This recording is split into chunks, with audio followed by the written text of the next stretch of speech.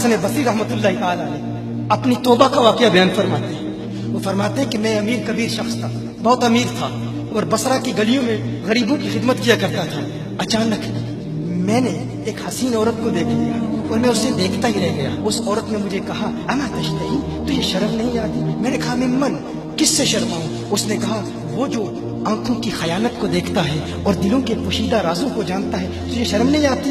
تجھے حیا نہیں آتی؟ کہا اس کا جملہ تو بہت بڑا تھا۔ حسن بصری اپنی توبہ کا واقعہ بیان فرما رہے ہیں، فرمایا اس کا جملہ تو بہت بڑا تھا، لیکن وہ اتنی حسین تھی، ایسی خوبصورت تھی، میں پھر بھی مسلسل اسے دیکھتا رہا اور دیکھتا ہی رہ گیا۔ اور پھر آخر اس نے کہا کیوں بار بار مجھے دیکھتا ہے؟ میں نے اس عورت کو کہا کہ تیری آنکھیں اتنی خوبصورت ہیں کہ تیری جھیل جیسی آنکھوں میں ڈوبنے کا جی چاہتا ہے۔ اس عورت نے کہا اچھا تو ایسی بات کرتا ہے، تو یہاں انتظار کر۔ وہ عورت اپنے گھر میں چلی جاتی ہے۔ تھوڑی دیر کے بعد کہا میں انتظار کر رہا تھا، تھوڑی دیر کے بعد اس کی خادمہ آتی ہے، اس کے ہاتھ میں ایک تشت ہے اور اس تشت کے اندر اس پر ایک کپڑا ہے۔ کہا میں نے کپڑا اٹھایا تو اس میں اس کی 2 آنکھیں تھیں۔ اس نے اپنی 2 آنکھیں نکال کے اپنی خادمہ کو دے دی کہ اس کی وجہ سے اس کا دل دین سے دور ہوا ہے، مجھے یہ آنکھیں نہیں چاہیے۔ کہا اس پر ایک کاغذ تھا، کاغذ پر لکھا ہوا تھا مجھے ایسی آنکھوں کی ضرورت ہی نہیں جس سے ایک مرد فتنے میں مبتلا ہو جائے۔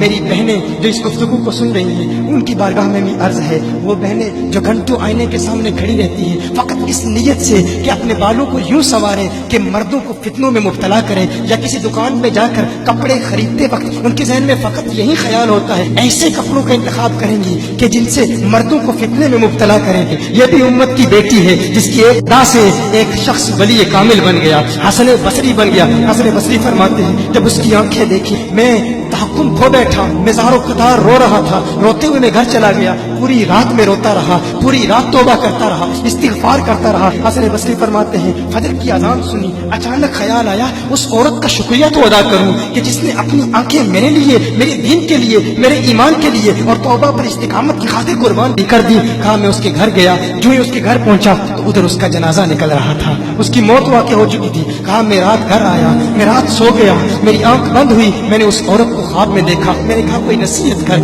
اس عورت نے کہا کہ جب تنہائی میں ہو اللہ کا ذکر کرتے رہو، اور جب صبح کرو تو استغفار کرو، شام کے وقت استغفار کرو۔ کہا میں نے اس وقت توبہ کر لی، ایک عورت میری توبہ کا سبب بنی، ایک عورت کی وجہ سے مجھے توبہ پر استقامت ملی۔ یہی حسن بصری پھر وہ واقعہ بھی آتا ہے، وہ دور بھی آتا ہے، ان کا ڈر کتنا ہے، ان کا تقویٰ کتنا ہے، پرہیزگاری کتنی ہے۔ یہی حسن بصری، ایک دن ایک شخص نے حسن بصری رضی اللہ تعالی عنہ سے کہا ہے حسن بصری کیا آپ جانتے ہیں کہ جہنم سے جو شخص سب سے آخر میں جہنم سے نکالا جائے گا اور پھر یا حنانو یا منانو پڑھتا ہوا جہنم سے باہر نکلے گا؟ حسن بصری فرماتے ہیں کاش میں وہ شخص ہوتا، کاش میں وہ شخص ہوتا۔